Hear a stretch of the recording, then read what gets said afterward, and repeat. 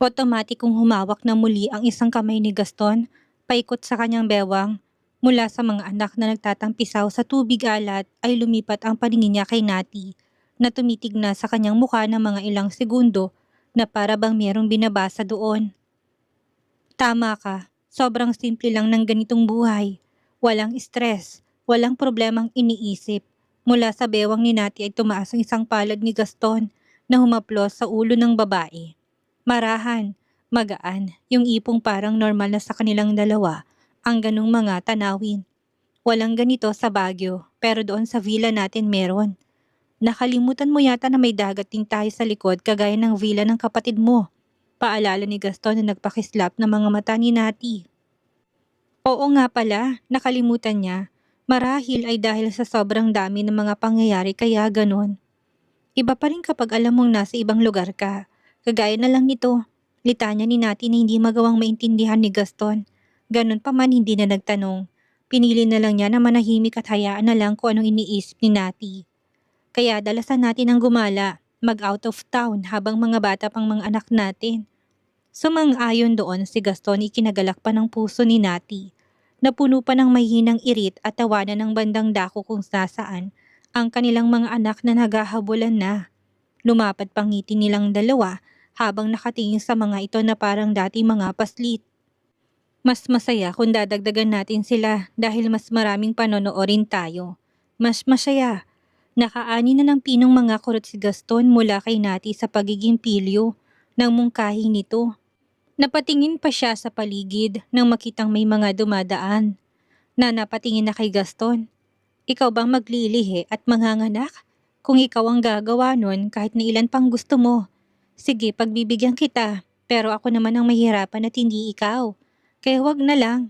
Natalia, ako, tigilan mo Gaston. Akala mong dali-dali ng hinihiling mo.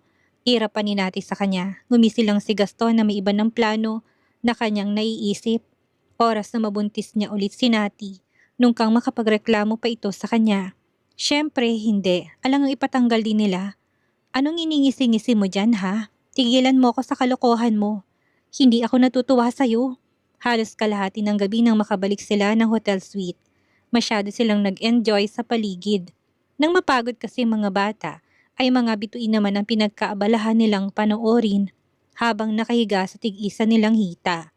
May dalawang silidang suite ng isa ay para sa mga maid, kasama ang kanilang mga anak na nakatulog kaagad pagka-uwi lang nila. Dala yon ang pagkaubos ng kanilang energy na hindi na sila nakapag-shower. Pinapalitan na lang ni natin ang damit ang dalawang bata na sasakyan pa lang ay antok na at aandap-andap. Wipes na lang din ang ginamit nila sa mga munti nilang paa kung sana'y meron pang mga buhangin. Gisingin ko kaya sila, malamang pinawisan sila. Mahirap nang matuyuan sila noon. Wag na, bukas na lang. Hayaan mo na silang matulog. Ngayon lang naman yan. Sambit ni Gaston na giniya na si Nati paalis ng kanilang silid na ukupahin patungo na ng kabilang silid. Ayaw pa sanang umalis doon ni Nati, ngunit dahil sa lakas ni Gaston, wala siyang naging laban. Hindi mo man lang ba ako hahayaan na mag-kiss sa mga bata? Dabog na ni Nati sa kanya. Pagkapasok pa lang nila doon at pagkasara ng pintuan, ay kaagad nang hinuli ni Gaston ang labi ni Nati. Mapusok na yung hinalikan. Hindi nagawang tanggihan yun ni Nati na bigla na ring nag-init ang katawan. Pikit mata nilang muling pinagbigyan ang pangangailangan ng katawan na para bang sinusulit ang pag-iisa nila sa naturang silid. Puno ng pagkagutom at pagkahayok. Bakit sa loob na naman? Reklamo ni Nati nang maramdaman niyang agos ng mainit na katas nito sa kanyang loob. Dala na nakakabaliw na sensasyon kung kaya hindi niya na ito naitulak palayo. Okay lang yan. Ilang beses ko na rin namang sinabi sa'yo na gusto kong dagdagan pa sina Brixton. Hindi na lang siya pinansin ni Nati. Dahil kahit na anong gawin niya doon ay natapos na si Gaston. Anong gagawin niya? Dudukutin niya para ilabas lang yon? Saka ano bang kinatatakot niya pa? Wala naman na. Kasal na lang din ang kulang sa kanila. Formal na kasal na hindi na magtatagal. Bakit hindi ka na lang mag-resign sa trabaho mo? Para kami na lang ang inasikaso mo. Hindi mo naman kasi kailangan magtrabaho. Kaya ko naman kayong buhayin. Yung pera ko, sobra-sobra pa yon kahit na mag-anak pa tayo ng 1 dosena. Hindi sa gusto kitang patigilin na maghanap buhay. Gusto ko lang naman na hindi ka na pressure at sumasama kung saan pa. Sa katunayan, pangarap yun ni Nati. Ngunit kapag ginawa naman niya yun, tsak na maboboard lang siya sa kanilang villa. Kaya naman niya na pagsabayin. Hindi naman siya doon nahihirapan. Isa pa, sanay na rin ang kanyang katawan na may trabaho. Saka na lang siguro siya titigil doon. Saka na lang, saka mahal kong trabaho ko. Hindi rin naman siya gaano mabigat. Isa pa, ano na lang ang gagawin ko sa bahay? Hihintayin kayong umuwi? Hayaan niyo na lang ako sa gusto. Matapos pa ng ilang rounds ay pilit siyang binangon ni Gaston upang maglinis ng katawan sa banyo bago matulog. Nagpabigat noon si Nati. Dahil antok na siya, pumipikit ng kanyang mga mata na kung hindi lang iniistorbo ni Gaston ay malamang ay nakatulog na siya. Bukas na lang, antok na ako. Oras na mabasa ang katawan ko, mawawalang antok ko. Hindi yan, mas magiging masarap nga ang tulog mo. Hot shower ang gawin mo. Ayoko nga. Hinalikan ni Gaston ang kanyang labi para tumigil. Kung hindi mo ako susundin, hindi kita papatulugin. Gagamitin ko ng katawan mo hanggang umaga. Gusto mo yon? Hamon ni Gaston na akala mo ang dami pang energy na natitira. Tsk! Tigilan mo nga ako. Pagod na rin yan. Hindi natatayo. Nagahamong tingin pa ni Nati. Sa parte ng pagitan ng mga hita ni Gaston na mababanaag ang patang parte nito ng katawan dito. Bakit? Yan lang bang sandata ko? May dila pa ako. Tinakpan na ni Nati ang kanyang magkabilang tenga na nangilabot na sa sinabi ni Gaston. Para matigil na rin ito, sa bandang huli, pinagbigyan na lang siya ni Nati. Humihikab na bumangon na siya at kahit na walang saplot ay walang pakialam na humakbang na siya ng banyo. Hindi siya sinundan ni Gaston. Hinintay siya nito na matapos maligo bago siya ang sumunod. Matapos na magbihis at patuyuin ng hair dryer, ang kanyang buhok ay nahiga na si Nati na parang sabik ang likod, na nag-inat matapos na lumapat yon sa kama. Naging parang musika sa kanyang pandinig ang agos ng tubig ng shower kung nasaan noon si Gaston.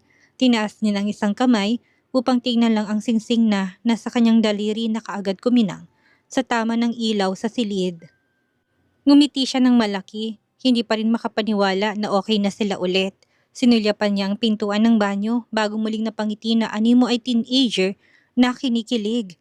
Oo, hindi na siya teenager pero yung puso niya ay sobrang saya ng mga sandaling iyon. Napakasaya. Inayos niya ang kumot sa katawan. Humihilik na noon si Nati paglabas ni Gaston.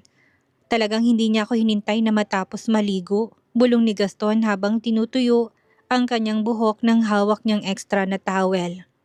Titig na sa mukha ni Nati. Ang daya. Kinabukasan ay sabay-sabay na kumain ng agahan. Ang mag-anak at pagkatapos ay nihatid nila si Nati sa kung saan gaganapin ang kanilang team building. Sinigurado ni Gaston na hindi sila magiging hadlang ng mga bata sa trabaho ng babae.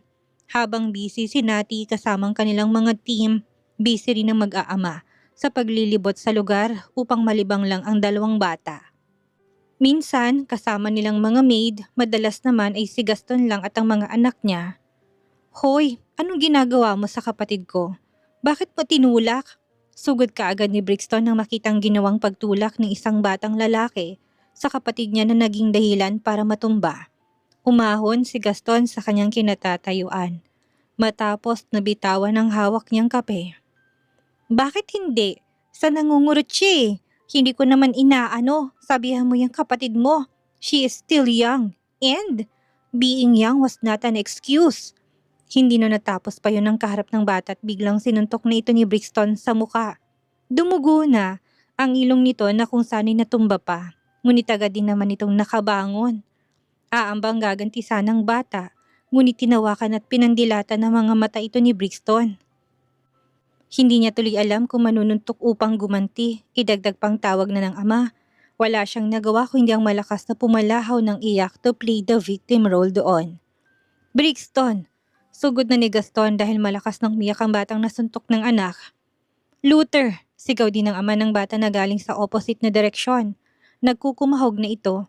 Nang makalapit ay nagkatitigan pang dalawang lalaki na halatang kilalang bawat isa.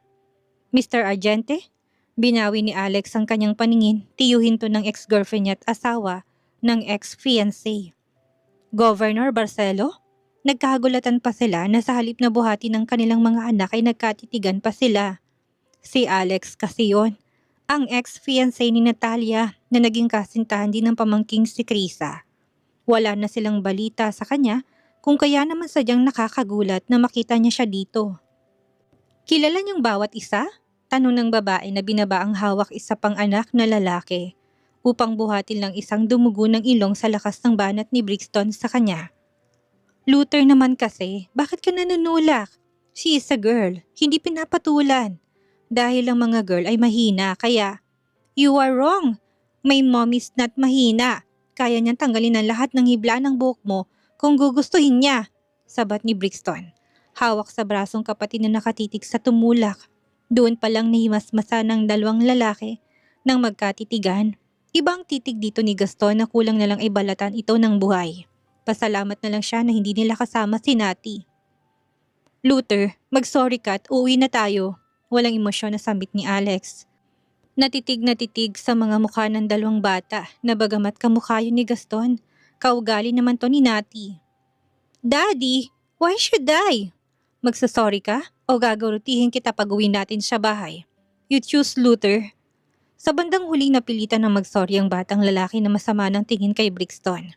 Siya na nga ang nasaktan, tapos siya pang kailangan mag-sorry. Pasalamat itong may banta ang daddy niya dahil kung hindi, nung kang magsasorry siya sa kanila. Siya na ngang nasaktan nito. Daddy, kilala mo sila? Untag ni Brixton sa ama nang makitang nakatitig pa rin ito sa likod ng mag-anak na nagmadali nang umalis sa kanilang harapan. Dapat sa bibig ko siya sintok eh. Nilingon na ni Gaston ang anak na biglang nahimasmasan. Mali ang ginawa ng anak at kailangan niya itong pagsabihan. Hindi naman porket tama siya ay kinailangan ng manakit. Brixton, mali ang ginawa mo. Masamang manakit ng kapwa. Napakurap ng mga mata ni Brixton na nakatitig na sa mukha ng kanyang ama. Hindi porket nasa tama ka ay may karapatan ka ng manakit. Sa susunod, kailangan mong makipag-usap na muna ng maayos. Kung sakaling hindi madala sa usap, saka palang gagamitan ng dahas. Pasalamat ka at hindi natin kasamang mommy mo, tsak na makakatikim ka sa kanya. Tinulak niya si Gabi, Daddy. Kahit pa, saka hindi ka dapat nagsasalita ng masama sa matanda. Sinabi mo pa doon sa babae na kaya ng mommy mo na ubusin ang buhok niya. Tingin mo, matutuwa ang mommy kapag, That is true, Daddy. Kayang gawin niyo ni mommy. Itanong pa natin sa kanya. No, walang magbabanggit nito sa mommy. Huwag na nating palakihin pa ang gulo. Total, nasuntok mo ng bata, niganti mo na sa kanya si Gavi. Tapos na yun, period. Okay, Gabriano? Natatakot si Gaston na baka muling magkitang dalawa, hindi naman sa iniisip niya na may feelings pa si Nati. Pero may nakaraan kasi ang dalawa, kaya ayaw na niya na magsangga ang landas ng dalawa. Isa pa baka kapag nangyari yon, hindi lang niya masuntok ang lalaki. Baka magulpi niya pa ito at mabalian niya ng buto upang maiganti niya ang pamangkin at si Nati dito.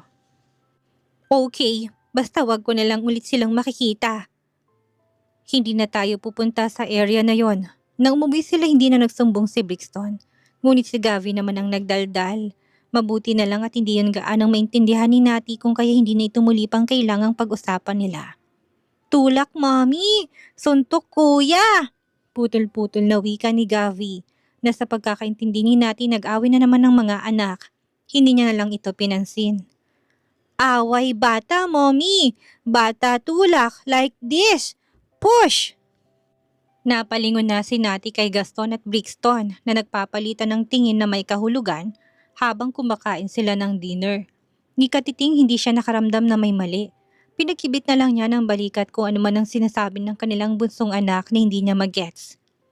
Okay, kain ng marami Gavi na mabilis nang lumaki. Sabi niya sa anak na hinaplas pang ulo. Nagpatuloy na lumipas sa mga araw nila sa lawag. Hindi na muling nagkrusan landasin na Alex at ng pamilya ni Gaston. Bagay na labis na pinagpapasalamat ng dating governor noon. Ang swerte mo talaga, Natalia. Tunog na naiinggit na sambit ng isa sa mga katrabaho ni Nati nang sunduin siya ng mag-aama niya. May usapan kasi sila na diretso nang kakain sila sa labas nito. Oo nga, saan kaya makakahanap ng ganyang klase ng lalaki? Mukhang 1 in a million lang eh. Mahirap makahanap ng kagaya niya. Mayabang na sagot ni Nati na proud sa sarili. Feeling niya ay ang ganda-ganda niya ng mga sandaling yun habang tinatanaw ang mag-aama. Ha? Bakit naman?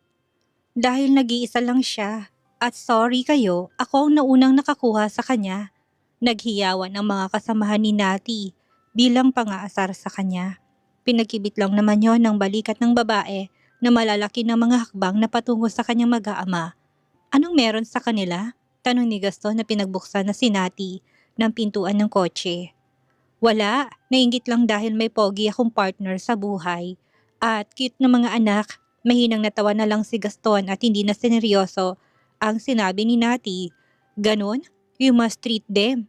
Pasok na, hindi ako sang-ayon dyan sa gusto mo. Baka mamaya landiin ka pa ng isa sa kanila.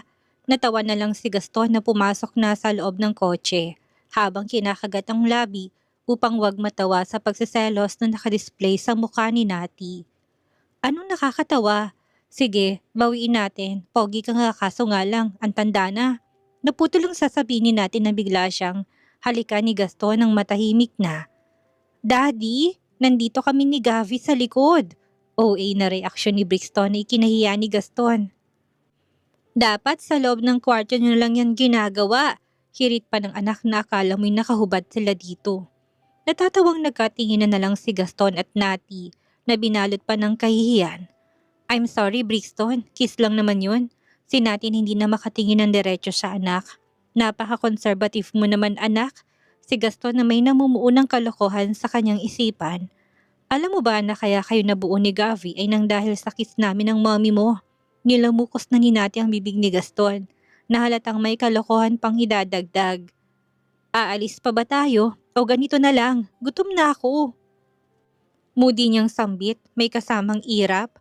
Natapos ang kanilang team building, ngunit dahil may private plane si Gaston, hindi pa rin sila sabay na umuwi sa mga katrabaho ni Nati.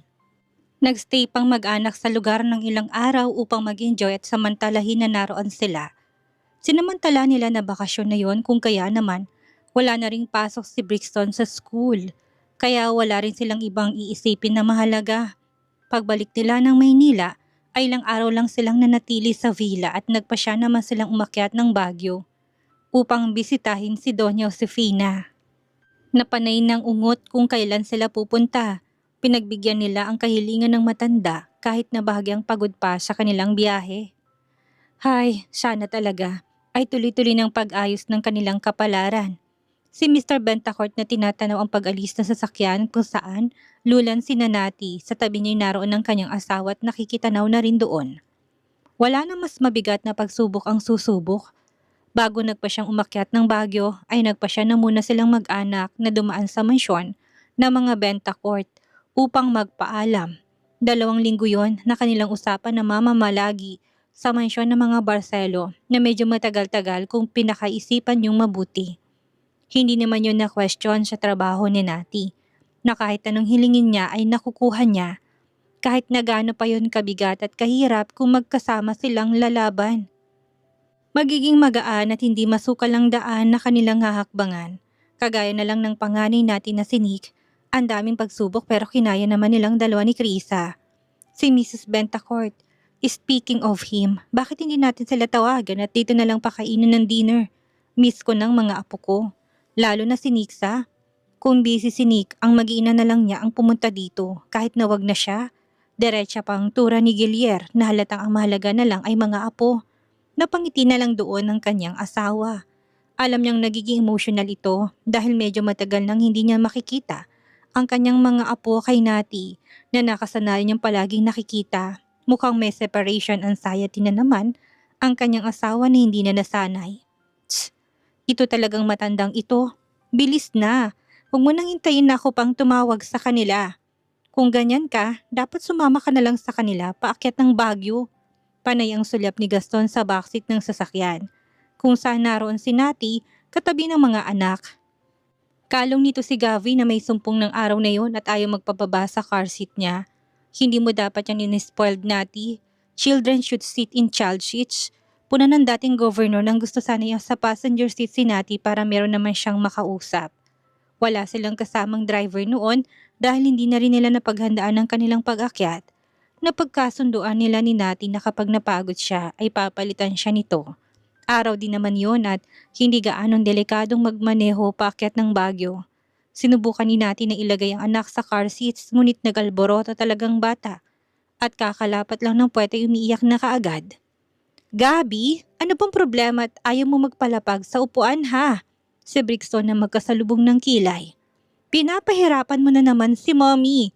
Kung may masakit sa'yo, sabihin mo naman. Brixton, saway na ni Nati sa bugnutin niyang anak. Nakakainis Mommy eh. Muli pang nilambing ni Nati ang anak na babae at napag-alaman niyang gutom lang ito. Nang salpakan niya ng gatas ang bibig ay nanahimik at hindi naglaon ay mahimbing na doong natulog. Lumipat si Nati sa unahan at naging smooth ang naging biyahe pag-akyat nila ng Baguio. Gaya na nakasanayan, ginugol ng mga batang oras nila sa taniman sa likod ng mansyon ng mga Barcelo. Nakakapuslit naman sina Nati at Gaston sa mga simpleng date na hindi nila kinakailangang isama ang makukulit na mga anak nila.